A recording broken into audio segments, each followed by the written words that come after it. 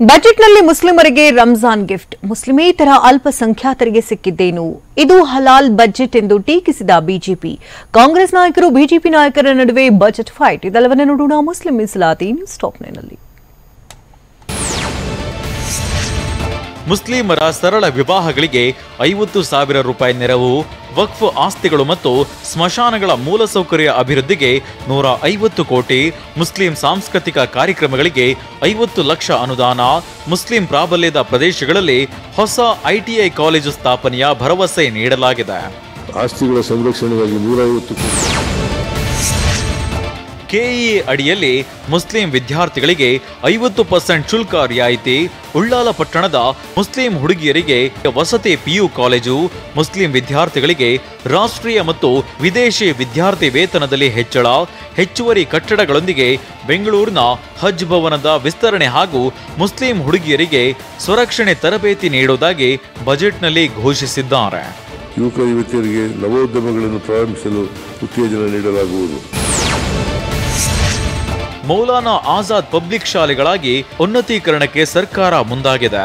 400 ಕೋಟಿ ವೆಚ್ಚದಲ್ಲಿ ಉರ್ದು ಶಾಲೆಗಳ ಉನ್ನತೀಕರಣ ಅಲ್ಪಸಂಖ್ಯಾತ ಮೊರಾಜಿ ಶಾಲೆಗಳಲ್ಲಿ ಕಾಮರ್ಸ್ ವಿಭಾಗ ಆರಂಭ ಮದರಸಾಗಳಲ್ಲಿ ಕಂಪ್ಯೂಟರ್ ಸ್ಮಾರ್ಟ್ ಬೋರ್ಡ್ ಸೌಲಭ್ಯ ವಕ್ಫ್ ಖಾಲಿ ನಿವೇಶನಗಳಲ್ಲಿ 16 ಹೊಸ ಮಹಿಳಾ ಕಾಲೇಜು ನಿರ್ಮಾಣ ಅಲ್ಪಸಂಖ್ಯಾತರ ಕಾಲೋನಿ ಅಭಿವೃದ್ಧಿಗೆ 1,000 ಕೋಟಿ ರೂಪಾಯಿ ಕ್ರಿಯಾ ಯೋಜನೆ ರೂಪಿಸಲಾಗಿದೆ ಅಂತ ಸಿಎಂ ಸಿದ್ದರಾಮಯ್ಯ ತಿಳಿಸಿದ್ದಾರೆ. ಆಸ್ತಿಗಳ ಸಂರಕ್ಷಣೆಗಾಗಿ 150 ಇಮಾಮ್ಗಳ ಮಾಸಿಕ ಗೌರವಧನ 6,000 ರೂಪಾಯಿ ಮೌಜಿನ್ಗಳ ಮಾಸಿಕ ಗೌರವಧನ 5,000 ರೂಪಾಯಿಗೆ ಹೆಚ್ಚಳ ಮಾಡೋದಾಗಿ ಬಜೆಟ್ನಲ್ಲಿ ಘೋಷಿಸಲಾಗಿದೆ. ಈ ಬಾರಿಯ ಬಜೆಟ್ನಲ್ಲಿ ಗುತ್ತಿಗೆಯಲ್ಲಿ ಮುಸ್ಲಿಮರಿಗೆ ಮೀಸಲಾತಿ ಗಿಫ್ಟ್ ಕೊಡಲಾಗಿದೆ. 400 ಕೋಟಿ ರು ವೆಚ್ಚದಲ್ಲಿ ಅನುಷ್ಠಾನವಾಗಲಿರುವ ಈ ಯೋಜನೆಗೆ ಈ ವರ್ಷದಲ್ಲಿ 100 ಕೋಟಿ ರು ಒದಗಿಸಲಾಗಿದೆ. ಗುರುದ್ವಾರಗಳ ಅಭಿವೃದ್ಧಿಗೆ 2 ಕೋಟಿ ರೂಪಾಯಿ ಮೀಸಲು ಬೆಂಗಳೂರಿನಲ್ಲಿ ಬೌದ್ಧ ಅಧ್ಯಯನ ಅಕಾಡೆಮಿ ಮಹಾಬೋಧಿ ಅಧ್ಯಯನ ಕೇಂದ್ರ ಗ್ರಂಥಾಲಯ ಡಿಜಿಟಲೀಕರಣಕ್ಕೆ 1 ಕೋಟಿ ರೂಪಾಯಿ ಅನುದಾನ ನೀಡಲಾಗುತ್ತೆ. ಚಿತ್ತಾಪುರದಲ್ಲಿ ಸನ್ನತಿ ಅಭಿವೃದ್ಧಿ ಪ್ರಾಧಿಕಾರ ಮಾಡಲಾಗುತ್ತೆ ಅಂತ ಸಿಎಂ ಸಿದ್ದರಾಮಯ್ಯ ಘೋಷಣೆ ಮಾಡಿದ್ದಾರೆ. ಜೈನ ಬೌದ್ಧ ಸಿಖ್ ಸಮುದಾಯದ ಅಭಿವೃದ್ಧಿಗೆ 100 ಕೋಟಿ ರೂಪಾಯಿ ಮೀಸಲು ಇನ್ನು ಕ್ರೈಸ್ತ ಸಮುದಾಯದ ಅಭಿವೃದ್ಧಿಗೆ 250 ಕೋಟಿ ರೂಪಾಯಿ ಮೀಸಲಿಡುವುದಾಗಿ ಸಿಎಂ ಸಿದ್ದರಾಮಯ್ಯ ತಿಳಿಸಿದ್ದಾರೆ. ಬಜೆಟ್ನಲ್ಲಿ ಮುಸ್ಲಿಮರಿಗೆ ಸಿದ್ದರಾಮಯ್ಯ ಬಂಪರ್ ಗಿಫ್ಟ್ ನೀಡಿದ್ದಾರೆ. ಇದಕ್ಕೆ ಬಿಜೆಪಿ ಟೀಕೆ ಮಾಡಿದೆ. ಬಿಜೆಪಿ ಕಾಂಗ್ರೆಸ್ ಮಧ್ಯೆ ಮಾತಿನ ಯುದ್ಧ ಏರ್ಪಟ್ಟಿದೆ. ಸಿಎಂ ಬಜೆಟ್ ಬಗ್ಗೆ ಟ್ವೀಟ್ ಮಾಡಿದ ಬಿಜೆಪಿ ಇದು ಹಲಾಲ್ ಬಜೆಟ್ ಅಂತ ಟೀಕಿಸಿದೆ. ಮುಸ್ಲಿಂ ಸಮುದಾಯವನ್ನ ಓಲೈಸಲು ಒತ್ತು ನೀಡಿದ ಬಜೆಟ್ ಅಂತ ಆಕ್ರೋಶ ಹೊರಹಾಕಿದ್ದಾರೆ. ಕುದುರೆಯನ್ನೇರಿಕೊಂಡು ಓದಿರಿ ನೀವು, ಈಗ ಸಾಬರ ಜಟ್ಕ ಏರ್ಕೊಂಡು ಸಿದ್ದರಾಮಯ್ಯ ಓದ್ತಾರೆ. ಒಂದು ರೀತಿ ಮುಸ್ಲಿಮರನ್ನ ಓಲೈಕೆ ಮಾಡುವ ಮುಸ್ಲಿಮರ ಬಜೆಟ್ ಜನ ವಿರೋಧಿ, ಯಾವುದೇ ಬಡವರಿಗೆ ಉಪಯೋಗ ಆಗುವಂಥ ಅಭಿವೃದ್ಧಿ ಕಾರ್ಯಗಳು ಇದರಲ್ಲಿ ಯಾವುದೂ ಇಲ್ಲ. ಬಿಜೆಪಿ ಶಾಸಕ ಯತ್ನಾಳ್ ಇದು ರಾಜ್ಯದ ಬಜೆಟು ಪಾಕಿಸ್ತಾನದ ಬಜೆಟು ಅಂತ ಟೀಕಿಸಿದ್ದಾರೆ.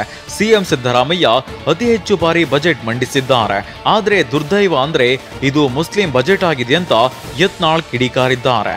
ಯತ್ನಾಳ್ ಹೇಳಿಕೆಗೆ ತಿರುಗೇಟು ನೀಡಿರುವ ಸಚಿವ ಪ್ರಿಯಾಂಕ್ ಖರ್ಗೆ ಇಲ್ಲಿರುವವರು ಪಾಕಿಸ್ತಾನದವರ ಅಂತ ಪ್ರಶ್ನಿಸಿದ್ದಾರೆ. ಈ ಬಜೆಟ್ ಕೇವಲ ಜಮೀರ್ ಅಹ್ಮದ್ ಖಾನ್ ಮುಸ್ಲಿಮರ ಬಜೆಟ್ ಆಗಿ ಇದೇನು ಪಾಕಿಸ್ತಾನದ ಬಜೆಟ್ ಅಥವಾ ಕರ್ನಾಟಕ ಬಜೆಟ್ ಅಂತ ಹೇಳಿ ಒಂದು ಕ್ವಶನ್ ಮಾರ್ಕ್ ಇದೆ. 4 ಲಕ್ಷ ಕೋಟಿ ರೂಪಾಯಿ ಏನು ಹಲಾಲ್ ಬಜೆಟ್ ಅಂತ ಹೇಳ್ತಾ ಇದ್ರಲ್ಲ, ನಾಚಿಕೆ ಬರೋದಿಲ್ವ ಇವರಿಗೆ? ಯಾರಿಗೆ ಉದ್ಯೋಗ ಸೃಷ್ಟಿ ಮಾಡ್ತಾ ಇದೀವಿ ಕರ್ನಾಟಕದಲ್ಲಿ? ಕನ್ನಡಿಗರಿಗೆ ಮತ್ತು ಭಾರತೀಯರಿಗೆ. ಅಂದರೆ ಎಲ್ಲರೂ ಏನು ಪಾಕಿಸ್ತಾನ ಮತ್ತು ಅಫ್ಘಾನಿಸ್ತಾನಿಂದ ಬಂದಿದ್ದಾರ? ನಾನು BJP ಅವರಿಗೆ ಕೊನೆ ಬಾರಿ ಹೇಳಕ್ಕೆ ಬಯಸ್ತಾ ಇದ್ದೀನಿ, ನಿಮಗೆ ಪಾಕಿಸ್ತಾನ ಅಫ್ಘಾನಿಸ್ತಾನ ಬಾಂಗ್ಲಾದೇಶ ಅಷ್ಟು ಪ್ರೀತಿ ಇದ್ದರೆ ದಯವಿಟ್ಟು ನಾಗರಿಕರಾಗ್ಬಿಡಿ ಅಲ್ಲಿ. ಬಜೆಟ್ನಲ್ಲಿ ಮುಸ್ಲಿಂ ಸಮುದಾಯಕ್ಕೆ ಮೀಸಲಾತಿ ವಿಚಾರ ಪ್ರಸ್ತಾಪ ಮಾಡಿದ ವಿಪಕ್ಷ ಉಪನಾಯಕ ಅರವಿಂದ್ ಬೆಲ್ಲಾದ್ ಸಂವಿಧಾನದಲ್ಲಿ ಅಲ್ಪಸಂಖ್ಯಾತರಿಗೆ ಮೀಸಲಾತಿ ಇಟ್ಟಿಲ್ಲ, ಸರ್ಕಾರ ತಮ್ಮ ಸ್ವಂತ ಅಜೆಂಡಾವನ್ನ ಬಜೆಟ್ನಲ್ಲಿ ಮಂಡಿಸಿದೆ ಅಂತ ಹೇಳಿಕೆ ನೀಡಿದ್ರು. ಇದಕ್ಕೆ ತಿರುಗೇಟು ನೀಡಿದ ಸಚಿವ ಸಂತೋಷ್ ಲಾಡ್ ಧರ್ಮದ ಆಧಾರದಲ್ಲಿ ಬಿಜೆಪಿಗರು ಮತ ಕೇಳ್ತಾ ಬಂದಿದ್ದಾರೆ. ಮಂಗಳಸೂತ್ರ ತಾಳಿ ಮೇಲೆಯೇ ಅವರು ಮತ ಕೇಳಿರೋದು ಅಂತ ಗುಡುಗಿದ್ದಾರೆ.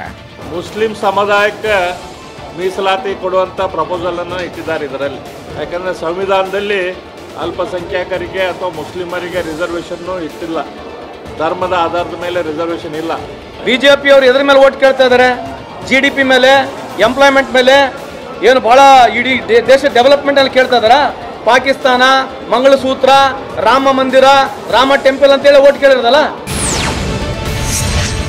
ಬಜೆಟ್ನಲ್ಲಿ ಮುಸ್ಲಿಮರ ಓಲೈಕೆ ಮಾಡಲಾಗಿದೆ ಅಂತ MLC CT ರವಿ ಕಿಡಿಕಾರಿದ್ದಾರೆ. ಆದರೆ CT ರವಿ ಹೇಳಿಕೆಗೆ ತಿರುಗೇಟು ನೀಡಿರುವ ಗೃಹ ಸಚಿವ ಪರಮೇಶ್ವರ್, ಇದೊಂದು ಸಮತೋಲನ ಬಜೆಟ್. ರಾಜ್ಯದಲ್ಲಿ ಮುಸ್ಲಿಂ ಜನಸಂಖ್ಯೆ 18%ರಷ್ಟಿದೆ. ಅವರನ್ನ ಮೂಲೆಗುಂಪು ಮಾಡಿ ಅಭಿವೃದ್ಧಿ ಮಾಡಲು ಆಗಲ್ಲ ಅಂತ ಹೇಳಿದ್ದಾರೆ. ಅಲ್ಪಸಂಖ್ಯಾತರಿಗೆ ಕಾಂಪೌಂಡ್ ಕಟ್ಟೋದು ಇವರಿಗೆ ಆದ್ಯತೆ. ಸ್ಮಶಾನಕ್ಕೆ ಅರೆ ಫಸ್ಟ್ ಹುಣಕ್ಕೆ ಜಾಗ ಕೊಡ್ರಿ, ಆಮೇಲೆ ನೀವು ಕಾಂಪೌಂಡ್ ಕಟ್ಟ್ರಿ, ಏನಾದ್ರು ಕಟ್ಕೊಳ್ರಿ.